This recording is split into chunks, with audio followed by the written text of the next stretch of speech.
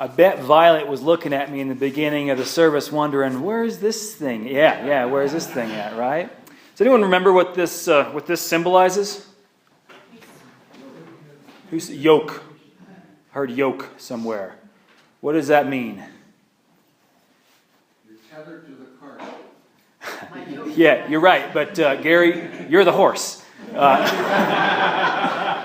This is a symbol, when I put this on, is a symbol of me putting on the congregation, putting on the weight of the congregation. It's heavy today. It's heavy. I waited until there were enough of you here to sing, to put it on today. In the South, let's say Texas, because the Cowboys are playing in a few minutes. And in Texas, we've got people named Billy Bob. You ever meet a Billy Bob? America. Yeah, got lots. She says lots of Billy Bobs. The South can say, with names like that, the South and Texas, two separate countries, can sound pretty simple-minded. Yeah, some of us hold that in our brain. But Billy Bob, sometimes in many families, it actually means something specific. Very often, when you have one of those double names, the first name is your father's name, and the second name is your mother's father's name. It's as though there's like this pattern, and I don't know if that's the case with Mary Lou. I don't mean to compare you to Billy Bob, but, It is. It is. Well, what about the rest of it? We don't always, in English, pay attention to our names and what they mean, but does anyone know what your name means in here? What does your name mean, Tricia? Noble one. Noble one. I like it. What about you, Tamara? Tree. Palm tree? Your name means palm tree. Yeah. No one has ever looked at you and thought palm tree. Barbara, do you know what your name means? I know what I was named after. You know who you're named after? Barbara means barbarian, foreigner. It means outsider. Is there anyone in this town who's more of an insider than Barbara Hart? So sometimes they don't line up just right. Americans, we may know what our names mean. We might know why our parents chose them. There might be a story behind them.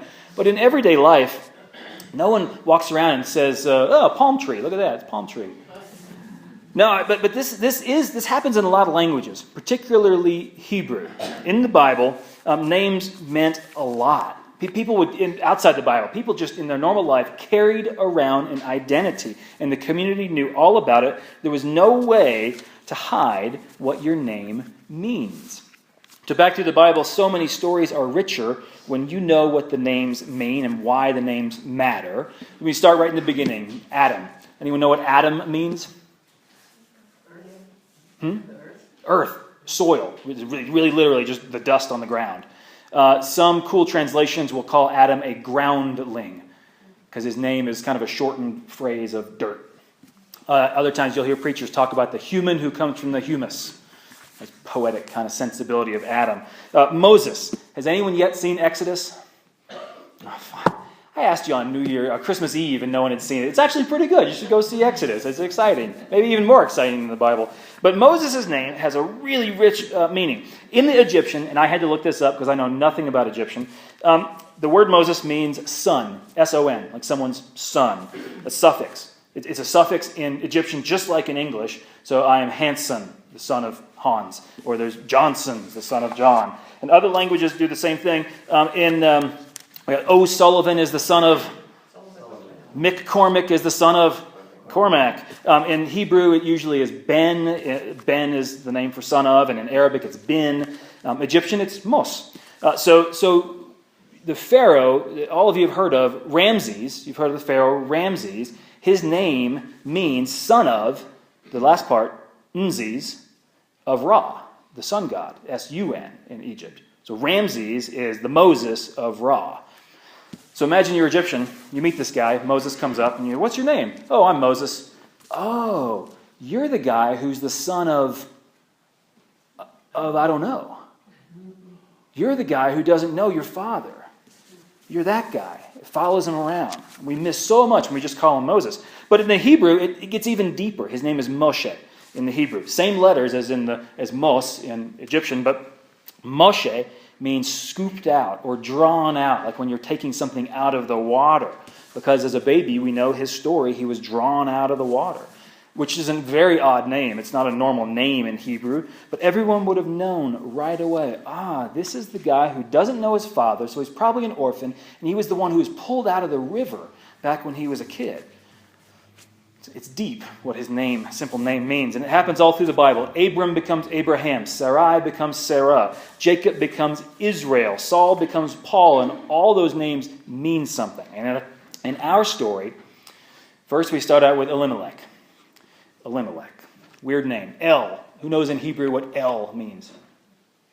It's like God. It's exactly like God. It's a shortened version. It's a kind of a nickname for God. God's full name is Elohim, which is the plural of El. So El. So we got God. And then, which we hear in lots of names. Daniel, Michael, Gabriel, Elvis. Not really. It's not really. No, that's not what Elvis means. Elvis is the king, which actually is what Melech means. In Arabic, you've heard of people named Malik, M-A-L-I-K. This is the Hebrew version, Melech. It means king. So Elimelech is God is king. That's what his name is. Very powerful name, very strong name. And he's probably not a very wealthy guy, but he's definitely middle class. And I'm just using clues, little clues we don't know for sure, but little clues in the Bible will say, well, he has enough money to move his family, but he doesn't have enough money to survive through a famine. So we assume he might be something in the middle class. Maybe he has just enough money to start a business. See, there was a war 20 or 30 years before, you can read about it in Judges, between the southern Hebrew tribes and Moab. It's not really a country, but it's this other region. And they had a little tiff, a little conflict 20 or 30 years ago. Maybe Elimelech is thinking, well, they've finally gotten on their feet. They've got some disposable income. I'm going to go start a business down there. Maybe that's why he brought the family. Who knows? But they went. God is king. And he brings his wife named? No. Naomi. Naomi's the mom. And Naomi means pleasant or sweet. It's just a happy term. Naomi is a happy term. And they have 2 children. One's named Melon, which means sick, which is a terrible name for a child. Who wants to name your kid sick? But it gets worse. They have another kid. His name is Chilion, which means something like wasting away or frail. I know. You're not going to name your kid Grace. That's a powerful name. This is wasting away. And that's really the general term. Some people think it's an even more specific term for a disease that they used to call consumption, now we call tuberculosis. So King and Sweetie, they have 2 kids. One's sick, the other's really sick. And sick marries Orpah, and really sick marries Ruth. And Orpah, we have really no idea. Some people guess that it means mane or neck. And you might think maybe she had beautiful hair. Who knows? That's what we named her as, because she had beautiful hair. Or maybe it's a dig about when she goes back to her mother, she turns her head, and you can just see the back of her neck as she walks away. I don't know. Ruth, some people think that her name means friend. It's possible. People get that because in the story she's a friend, maybe. But really, when you look, there's a Hebrew word, ra'um, and then the feminine version of that would be ra'uth. And ra'uth would then be a feminine word that means just another one, the extra one. So Ruth might just be the name of the extra one. So King and Sweetie have 2 boys. Sick marries back of the head, and really sick marries third wheel. And then all the men die. All the men in the story died. Which leaves Ruth with her mother-in-law.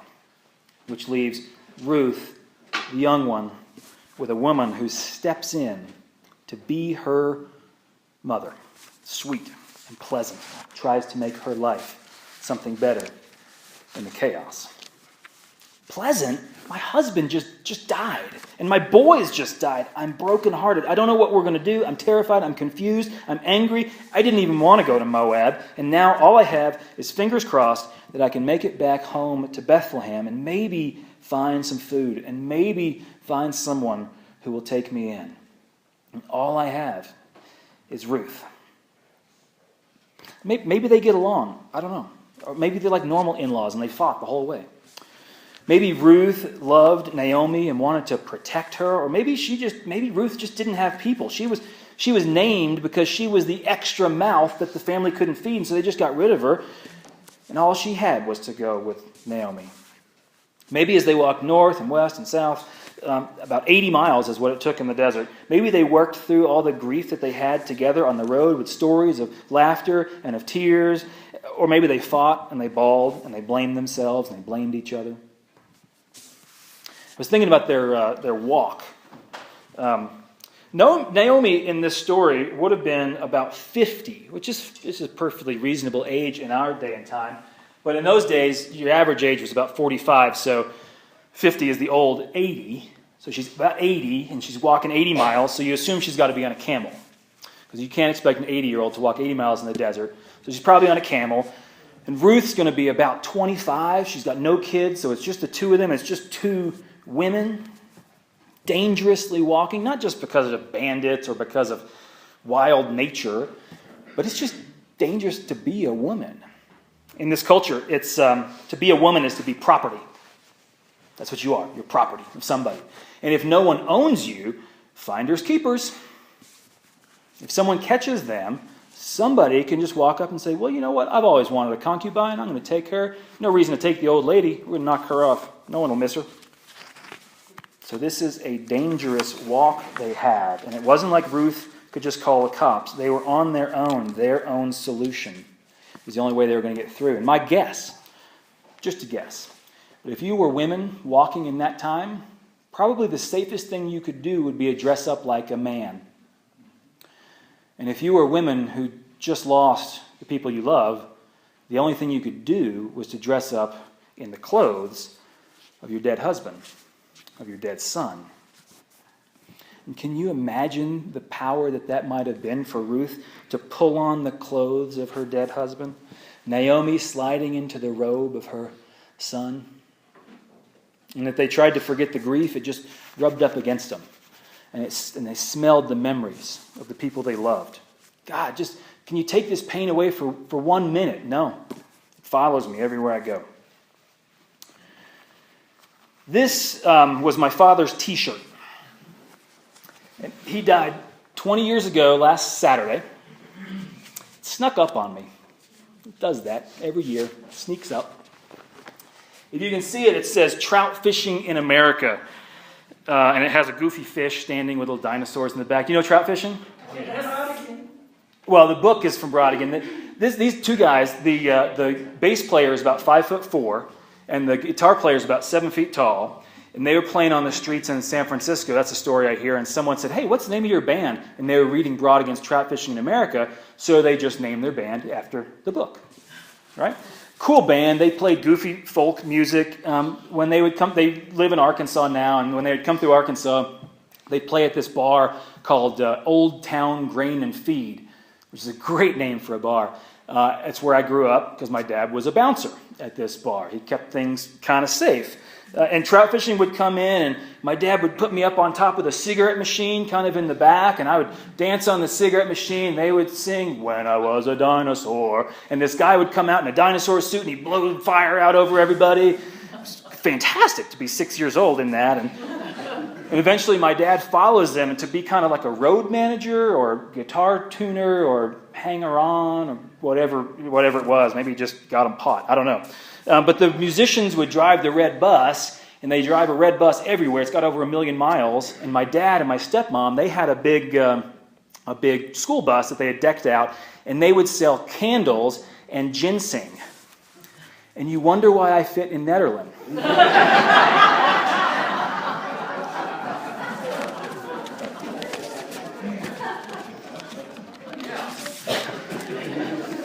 So my dad had 2 shirts from trout fishing, the band.